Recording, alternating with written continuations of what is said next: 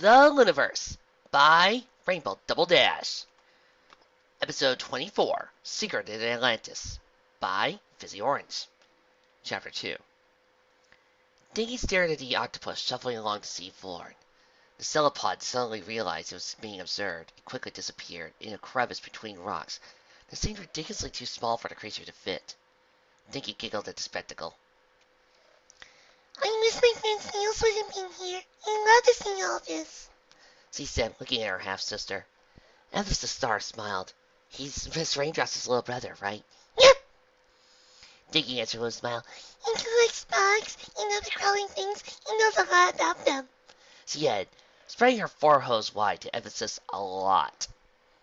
Sparkler suppressed a shiver at mention of creepy, crawly things. He sounds really smart. How about when we get back to the beach, we go look for seashells and bring him back a gift? Diggy looked up to her half-sister and gave a big, beaming smile. It was such a bright smile that even Trixie, floating 50 feet away, could spot it. It distracted her as she was observing the slow gliding of a nearby ray. She chuckled at how outrageously cute the kid could be sometimes, and returned to her observations. The teeming wildlife of the coral reef was already giving her an incredible amount of ideas for the next magic show. With some more info from Lyra, she could easily create an entire show based around the theme of underwater adventures. Fizzes of nautical-themed tricks with seashells, knots on a rope, fishes magically moving from one bowl to another, and aquatic illusions were flashing through her mind at the very moment. Trixie was already listing supplies she could acquire while in Cayo El Bayo, when a voice behind her called her name. She didn't take time to identify the voice and simply turned around. She turned to only see a dark shape, and golden and lavender glow. Filling her field of vision, something slimy and sticky and heavy was gripping her face. Ah! Get it off! Get it off! Get it off! She cried, her voice somewhat muffled by the attacker, as she flailed her hose around in panic. Trixie, calm down! Suddenly called Lyra. Get it off! Get it off! Get it off! Her field of vision was suddenly awash with a golden glow, revealing a frightening round moth with tiny, paltry teeth inches away from her eyes, daintily protected by the diving mask she was wearing. She couldn't help but close her eyes shut and screech in terror, just as Lyra pulled away whatever monstrosity was trying to eat her face. You have a horn, you know, said annoyed Lyra.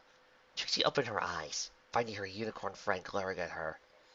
Next to her, still held aloft by her golden telekinetic field, was a big starfish. Trixie rubbed the back of her head sheepishly. It took me by surprise, she said weakly. The sound of someone finally giving in to laughter they were holding back filled the water around them. Trixie scanned the nearby area and found a certain white unicorn holding her sides as she laughed her head off. One sailor was swimming by his companion, looking rather sheepish. Rarity! You did this? Asked an enraged Trixie, her blushing cheeks puffing in anger. Rather than answer, the other unicorn just kept laughing, much to Trixie's anger. She briefly considered lobbing the starfish back to its sender, but in the end Trixie decided on a different angle of attack and began to weave a spell, causing her horn to glow its signature glow. The spell then flew off towards the pranking mare, temporarily blinding all those around her. The target of Trixie's spell blinked away into blindness, and took on the surprised look of one sailor, Lyra, and Bonbon's face, as well as the smug look of Trixie's. What? Oh, what does she do? She asked, concern creeping into her voice. No, stay calm, Miss Rarity, began one sailor. I'm sure it's just temporary. Unicorn then saw something and floated to her field of vision. Something green. She reached up and pulled her hair into view. Instead of a luxurious purple mane, a mess of green, thick hair met her surprised stare. You've made my hair green, she said quietly. I made it look like kelp, but I guess that level of detail would just be splitting hair, Trixie said with a smug smile. Lyra groaned at the bad pun. Trixie, I think you spend way too much time with Pokey. Trixie didn't care. She knew from personal experience that with Rarity that the fashionista couldn't stand green or someone messing with her mane. She kept staring at the strangely ill man, expecting her to break into an angry diatribe, or maybe an anguished wail at any second. She was sadly disappointed when it didn't come. If that's the best revenge prank you could think of, it is rather pitiful, Miss Lunamoon, said an out-green-haired mare as he cast a spell of her own, returning her hair to its violet color and curly form. Besides, you're not the only unicorn who knows a thing or two about illusions. A slight sogged look of surprise on Trixie's face made the nearby Lyra and Bonbon chuckle in amusement. That's when Sparkle and Dinky slammed back to the rest of the group. We heard you scream! What happened? Trixie was glad for her excuse to turn back on her nemesis of the day. Nothing. Just this pulverized defeat you put that's causing trouble, she answered. 3 things, Lunamoon, came in an irritatingly tipping and haughty voice. Sounds came very far in water. My father was from France, and don't assume my mother was anything like yours. Trixie froze in place, nearly sinking down to the bottom before Lyra pulled her up with magic. Oh, my mom's gonna kill me. I completely had no idea what that meant. Excuse me a sec. Oh, that's what it means! Thank you, Google. She was fighting really hard not to blow up in front of Dinky and make even more of a fool of herself. She took a deep breath to calm down and eventually managed to return swimming unassisted. Lyra gave her an amused glance, which was quirkily curl-tailed by Trixie's own furious glare. I didn't know your dad, Mr. Rarity, said Dinky, completely missing the true nature of the exchange. Sweetie Belle told me your parents are from Minnesota. The white unicorn coughed a little at that and smiled awkwardly at the little filly. Oh, that's quite true, my little darling. Father moved there when he was younger than you, but his parents made sure that he knew the language of his homeland, even if he doesn't have any memories of it. Lyra cleared her throat, attracting the attention of everyone present. How about we get back to the ship for a snack before heading back to shore? There was a moment of silence, and finally all the adults present agreed it was a good plan. One sailor even threw in a stomach growl for good measure. There was just one problem with this plan. Where's Mama? Asked Dinky. Ditzy opened her eyes to find herself staring up at a strange rocky ceiling. There was a small patch of green fluorescent algae right above her, but sunlight was also streaming into the room from somewhere. Ditzy reached a hoof up into her eyes and suddenly realized she was wearing a diving mask. Everything that had happened to her previously suddenly flooded her memory as she quickly bolted upright. At least she tried to do so, but found herself fighting against water resistance. Her head complained about the sudden movement by throbbing painfully, but Ditzy ignored it, scanning her surroundings for those freaky sharks to chase her and her friend who had showed up to save her. The room she found herself in wasn't part of the tunnel system she had rusted in however long ago, since she had lost consciousness. She was lying on the sand in a rather small circular cave, about 3 pony lengths in width and 2 ponies in height. Part of the wall to her left was actually made of coral, rather than rock like the rest of the room. There, in the rock, there was a cage with a few holes, presumably to add to storage units. Over the mouth, each hole was attached, though methods Ditzy couldn't scratch. A type of net was made of green woven fibers, preventing the items from within being dislodged by the water current. A similar type of weaving was acting as a curtain over the triangular doorway left at the base of the coral structure. The curtain's slow undulation allowed sunlight to shine into the small room. Ditzy didn't understand why Lyra would bring her to this strange place underwater instead of heading back to the boat. Plus, this place looked like some pony lived in it. I'm gonna check up on her, said a cheerful voice from the other side of the curtain. Ditzy didn't recognize the voice and quickly got up on her hose, or at least managed to float upright. The creature that swam into the room was currently sporting the right colors, but she was definitely not Lyra. She was a snork!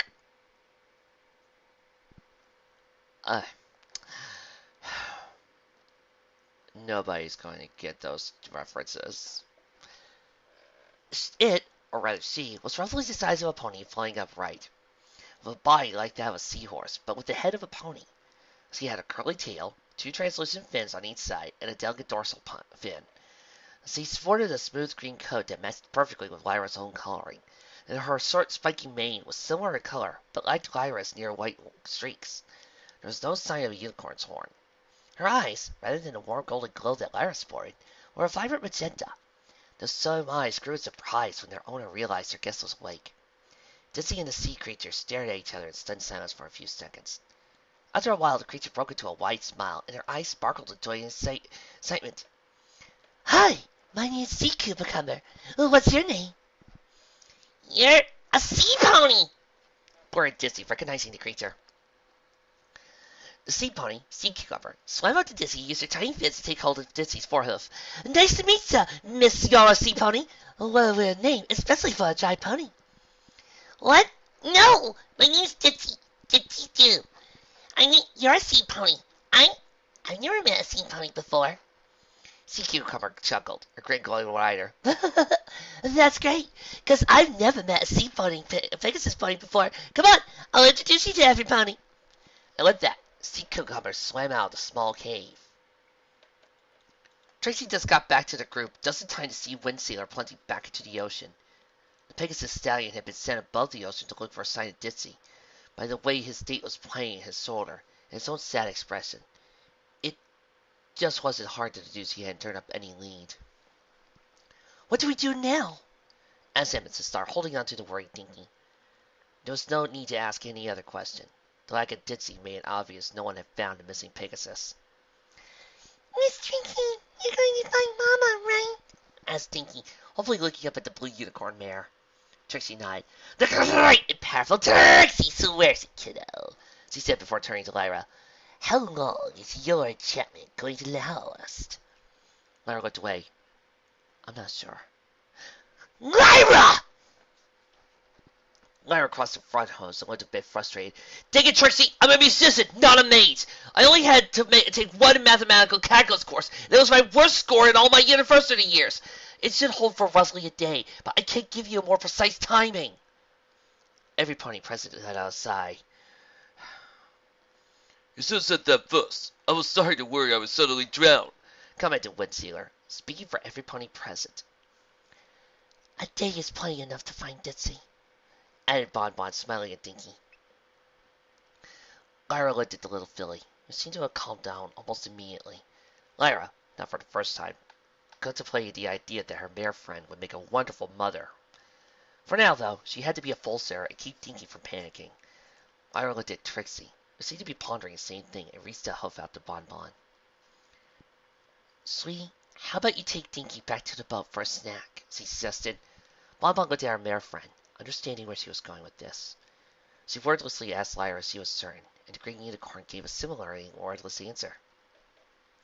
Be safe, simply whispered Bonbon, giving Lyra a quick peck on the cheek before turning to Dinky. Let's go eat some candy, Dinky. While the pair led toward their boat, the rest of the older ponies formed a closer circle. Sparkle looked back at her departing half-sister with a guilty look. So, how are we going to find Miss Stew? It's not like she left hostess to follow, said Windsealer, looking at the white mare at his side. Said mare was rubbing her chin with her fetlock, deep in thought. Maybe we could use our magic detect spell to follow Miss Heartstrings enchantment. Trixie was somewhat taken aback by the helpful suggestion. I can do that, she blurted after a second. Before Trixie could think she had an easy solution to the problem at hand, Lyra went and put a damper on her enthusiasm. We're underwater, Trixie. Water is notorious for not holding magic well. The other two unicorns nodded in agreement, while Windsealer looked a bit perplexed. Trixie shrugged. Let me try anyway. Trixie turned back toward the general area of the coral reef they had all flocked around for the last few hours. Her horn flashed, and her telltale eyes took on the telltale glow of her magic sight. She studied the scene before her, brow furrowed in confusion. That's strange, she mumbled to herself. Trixie turned back to her group. Magic sight still in effect and gasped. An enchantment to Lyra's enchantment being all over them. She saw something else very interesting. What? What is it? asked Lyra, confused. Trixie turned off her spell and shook her head before answering. You were right about water. Wait, where's Rarity? The stallion and two mares suddenly realized Rarity wasn't amongst them and looked left and right. Sorry! Came a familiar pause voice from above, as the white mare swam back down to the group. I was making sure Miss Bonbon and Little Dinky were on the bed. So, Miss Little Moon, you saw something? Ah, yes. Water is playing havoc with Lyra's enchantment. It's like leaving a trail of sand in a windy area. I can still pick up traces of her magic, especially if somebody was swimming close to the rocks or sea floor. Then the residual magic would sort of bleed into them, explained Trixie. The real interesting stuff is there were a couple of incredibly clear tracks, like ribbons floating in the water. I didn't understand it until I turned and looked at the wind sailor here. Me? As if sounding confused. Of course! Pegasus magic! Said Lyra. Pegasus magic is the only type that can interact with water. It's how they can mold a cloud and make it rain. Trixie pointed at the wind sailor's wings. Every time you use those big magical appendages of yours to swim, you leave behind traces of your magic. Between Ditzy's Pegasus magic and Lyra's enchantment, I should be able to track her down. Won't be perfect, but we can at least get out into shouting distance of her. The Pegasus smiled broadly, flapped his wings. Great! Fire up your spell and let's go! A white hoof reached out to his shoulder and yanked him backward. I don't think so, Seda. What do you mean, Miss Rarity? Asked the unicorn, confused.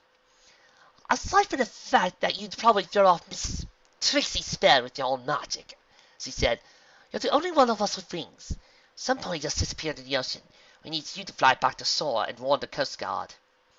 I can't believe I'm saying this, but Rarity's right, said Trixie as she caught sight of Sparkler looking in the direction of the boat. After the star, can you send a sending spell? She asked, catching the jeweler's attention. Huh? Yeah, I learned how to do it in school, she answered, whipping her head back to the de facto leader of their little group. Good. My hat is enchanted to send instances to Princess Luna's office in Canterlot. If we're not back by sunset, I want you to send her a message explaining the situation. In the meantime, you should be with your sister, explained Trixie. If we run into trouble before that, I'll summon my Lyra, so keep an eye on it, added Lyra. You can count on me. Thank you, Trixie. Please find Ditzy, said the pink unicorn, smiling slightly. Trixie nodded, giving her a wordless promise. I'll escort the two of you back to the boat. Lady Rarity, and then I'll coast, said Assistant Wind Sailor. However, the object of his attention had other plans in mind. You're quite a gentle stallion, Wind Sailor. Well, that won't be necessary, as I'll be accompanying Miss Trixie and Heartstrings in that sense, she said. Yo, what? Why would you do that? Asked Trixie. The white unicorn gave her an incredulous look. Ditzy is one of the enemies of harmony. She's a hero who saved us all from the tyrant sun, and if something were to happen to her, then she wouldn't be there when that crazy alicorn shows up next. I guess you want to repay Ditzy any way you can, Miss Rarity, commented Lyra, remembering the events of the latest longest night. Yeah, may or not. Or any of you six, my dear. Trixie groaned. Oh, I can't talk you out of it, can I? I figured head sinking was her answer. Ultimately, Trixie did not feel like wasting precious time arguing the point with the other unicorn. After saying their goodbyes and working out details with the other unicorns, one blue, one green, and one white were ready to depart. Wind Sailor, ever so star, good luck with your tasks. If all goes well, we should see you guys shortly, said Trixie, turning a pair of glowing eyes towards the vast ocean in the last place Ditzy had been seen. Let's find our friend! Chapter 3.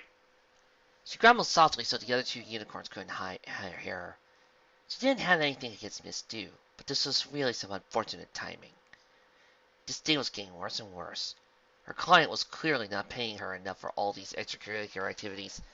Hey, she had half a mind to ask for an extra for having to deal with Lilamoon today. At least he paid a little prank on her. The Starfish prank wouldn't repay for all the trouble for the representative caused her in the past. But it was a start. She could always get her more embarrassing subscriptions to Coke Color Magazine's layer. Direct revenge was more satisfying, of course. But in her line of work, vengeance was a risky luxury she was best to avoid. It was supposed to be a simple day of swimming in the sea and taking out corals, but that insufferable Mare and her friends had to pick the same day to go see the reefs. Playing the part of vapid Vasinese was starting to grate on her nerve. Having to play the dumb bimbo to seduce that cute Pegasus was fun enough. Playing the part in front of Trixie and her posse was just tiring. Now that clumsy Pegasus had gone off and got lost or something. The other unicorn seemed doubtful, but unlike a lot of things she had said so far today, it was the honest truth. She felt like she owed a debt to Ditzy. Well, all the elements really, but helping rescuing one of their own would satisfy her inner ledger. One thing she learned in her career is that nothing in this world is free. Every favor, every gift, every smile comes with a cost of some kind, regardless of the giver's altruism. It was her personal policy to always anticipate such costs and always reimburse them on their term, rather than hope they would disappear. It wasn't harming saved the world for Corona, and it was time to pay them for their work. Plus, without the Great Pegasus, the world would probably be doomed. Only a fool who didn't witness Corona with her own eyes would think of herself first in such a situation. Hey, Rarity, are you swimming or just pretending? Shouted Trixie from up ahead, breaking her out of her musing. Two exasperated blue eyes rolled. I'm coming, replied the pearl-lusted mare as she caught up to her two companions. If your heart is not into this, you should just go back to the ship, added the blue mare. Two white cheeks puffed out in anger. Trixie was too busy tracking Ditzy's movement to see the angry glare the unlikely member of their trio was shooting her way. I already told you, Miss Trixie, began the flustered mare. I am here to repay my debt to Miss Dew, and nothing will stop me, not even your incessant knocking. Lyra, aware that things could escalate quickly, decided to change the subject. How's the tracking going, Trixie? Not perfect, but not too terrible. It seems Coral sucks up magic like a sponge. If I was a researcher type, I'd probably be interested in it. But for now, I'm just glad it gives me signposts to follow. This way, said Trixie, before veering down onto a field of kelp in between two sandy clays. A cold blue eye glanced discreetly around. She had seen a shadow move amongst the kelp, but it didn't look like any of the fishes that they had seen so far. It was a mermaid with red hair, being followed by a yellow fish. Again, I'm never sorry for doing these Little Mermaid gags. Before the three mares opened a large expanse of the slopping seafloor, they were quickly getting closer to the edge of the continental shelf.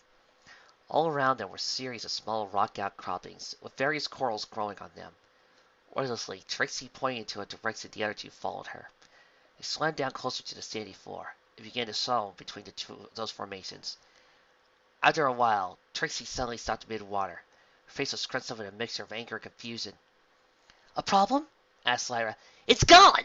Ditzy's magic is gone! It's like I was following a trail of sand, and suddenly something disturbed the trail. There's only a faint traces, and that's all. Answered Trixie, shaking her head to stop the spell. And now I have a headache from overusing my sight. Lyra was flabbergasted. That doesn't make sense. This would be the most recent magic. How could it just scatter here? It should be the easiest to spot. Their companion also had something to say, but it was a lot more discreet to Broblet. We have another problem, whispered the white member of the little trio. We're being followed. Rarity, what are you talking about? Trixie asked. She almost turned around, but the purple-haired unicorn caught a hoof to her shoulders and forced her to look forward again. Don't look back. It might tip them off, she whispered with an annoyed tone to her voice. Trust me, something's been following us since this skeleton's big. Personally, I would be more worried that your guys are getting near the seafloor and not a single one of you is currently feeling the pressure. So you had to be careful not to let her put on Canterlot accent break. Now is not the time to get sloppy and break character. Or reporting out they were being followed, straining credibility. But it was a small price to pay for some help. Are you sure it isn't just some fish? asked Lyra. Well, one can never be too careful, darling, said the stretched out white unicorn. Where are they now? Rarity, asked Trixie. I don't know. There's plenty of space to hide around here, she replied, shaking her head. We need to set up an ambush or something. Lyra nodded in agreement. Trixie, think you could turn us all invisible and replace us with illusions? Too much strain to pull it off effectively, but I could turn invisible and put a copy of myself as a decoy. You two keep following me, and I'll fall back while visible to keep an eye out for our stalker. When my illusion disappears, double back and come lend me a hoof. Sounds like a plan, darling. Do you have any plans for how you're keeping this pressure off of us? That I have no idea. Let's just say that Lyra's spell is helping keep the pressure off while allowing us to swim underwater. Right, that sounds like a good idea. Ain't that right, audience? When Ditzy emerged from the cave she had been resting in, she found herself into a roughly round depression on the seafloor, surrounded by tall rocky walls, partially covered with coral formations. Many cave openings were visible all around the campsite, partially covered by braided kelp drapes or large camsail pieces. There were about a half dozen sea ponies of various colors milling about in groups, mostly females, but Ditzy spotted 2 males. All of them stopped talking and stared at Ditzy. She felt a little self-conscious about it, but had to remind herself that, for a change, no one was staring at her because of her strabismus, but rather because she was a strange and alien as they were to her. Regardless of the reason, many felt that stare was a little intimidating. Hey, everybody. This is Ditzy. She's a Pegasus. Ditzy, these are my friends. Those 3 are Sea Racer, the Daredevil, and the twins, Sea Light and Sea Shimmer. She said, pointing to a group of 1 blue male and 2 pink females. Over there, you have Sea Stone, the stoic one, and Sea Sail, the pot crab, who are making sure we have enough food. She continued, pointing to a gray male and a beige female looking over a couple of braided bags. And finally, in the corner, you have Sea Wave and See You Around. She's the Joker at the glance.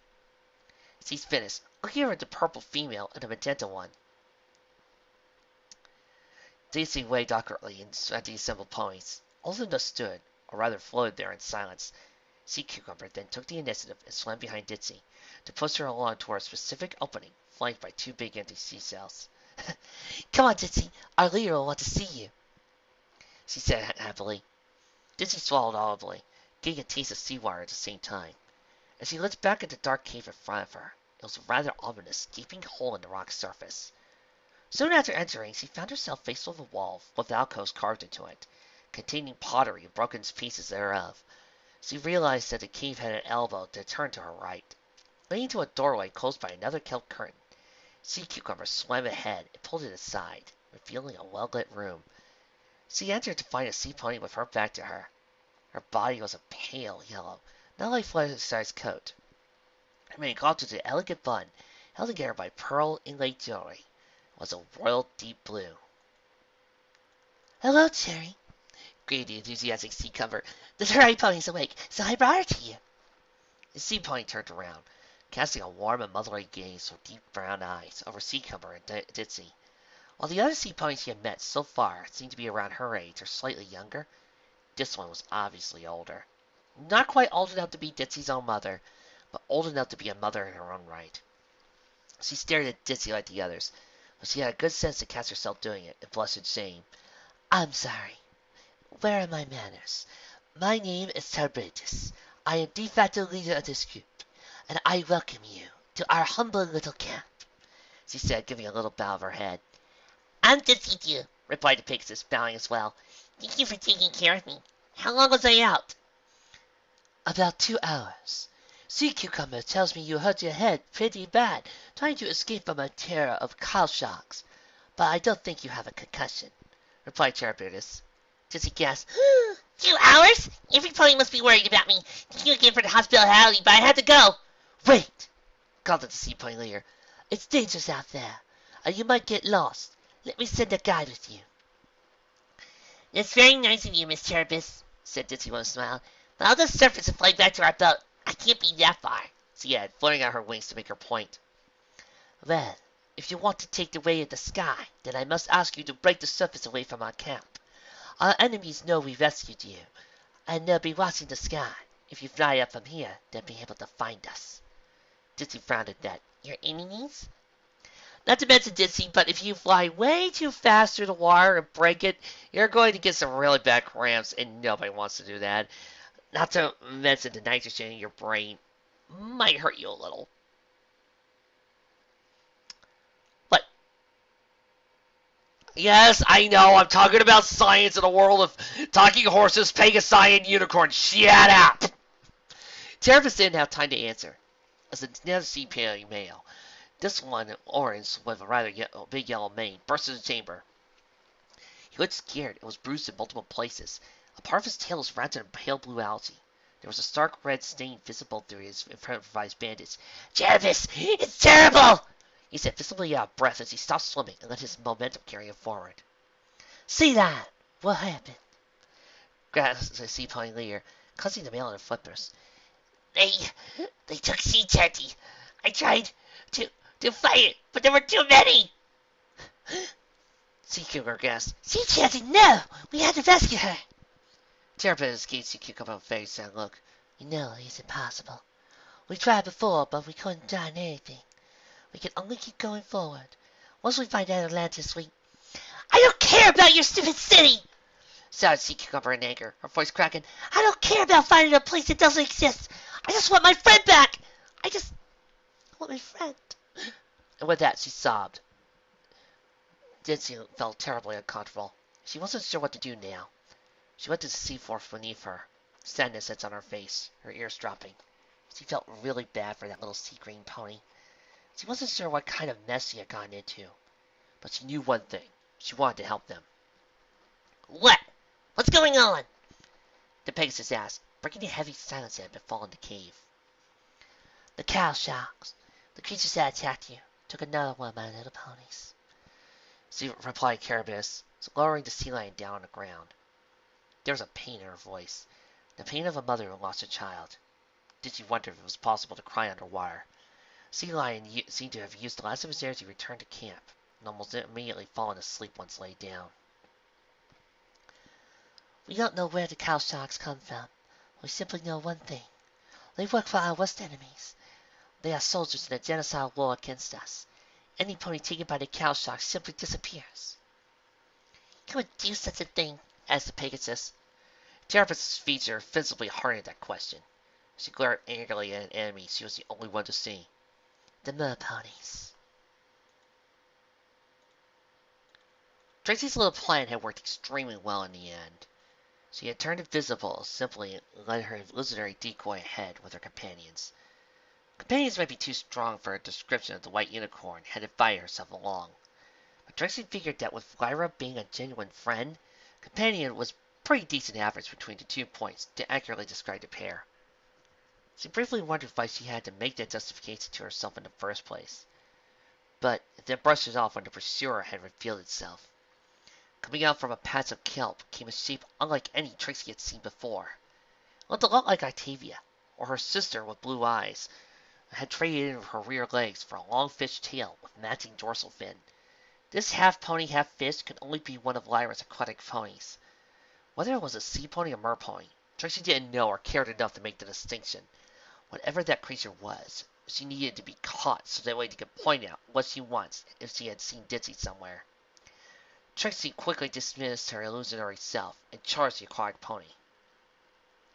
The surprised fish-like pony struggled against Trixie's grasp, protesting loudly at being grappled like that. Just when the great stalker was about to get loose, the pretentious purple mare Princess showed up out of nowhere, and so surprising skill managed to pin the aquatic pony to the seafloor, holding up one hoof behind her back in the process. Said the pony, whipping her tail about and kicking up a cloud of sand. Oh my stars, declared Lyra. It's a mer pony, she said, sullying the mystery of her pursuer's tribe. Why were you following us? Asked the surprisingly authoritative white unicorn. Yeah, what she asked, said Trixie, in a futile attempt to establish herself as the leader of the group in front of the mer pony. I was just curious. Please, let me go, replied the aquatic pony. I never met a dry pony before. It's okay. Let her go, Miss Rarity, said Lyra. I've never saw a mer pony myself, so why don't we try to be friends? The white unicorn sighed, but did as he asked and let go of the gray pony. The mer pony moved a respectable distance away from the one who had pinned her to the seafloor, but made no further motion to run away. My name is Rock Beauty. I'm sorry I scared you. Nice to meet you. My name is Lyra Heartstrings, and these are Trixie and Rarity, said the unicorn, extending a hoof to the Rock Beauty. Pleasure to meet you. Wow, this is so incredible. I've seen some dry ponies on boats before, but this is the first time I got to talk in any. I thought you guys didn't breathe underwater, said Rock Beauty, swimming around the trio excitedly. Not to mention I thought you guys wouldn't be able to survive the high pressures down here. Normally, we can't, explained Lyra, but I used a spell to let us breathe down here.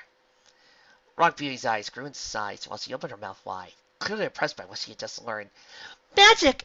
That is so cool! She said, doing a little looping. Mer ponies can't do magic. I am so jealous.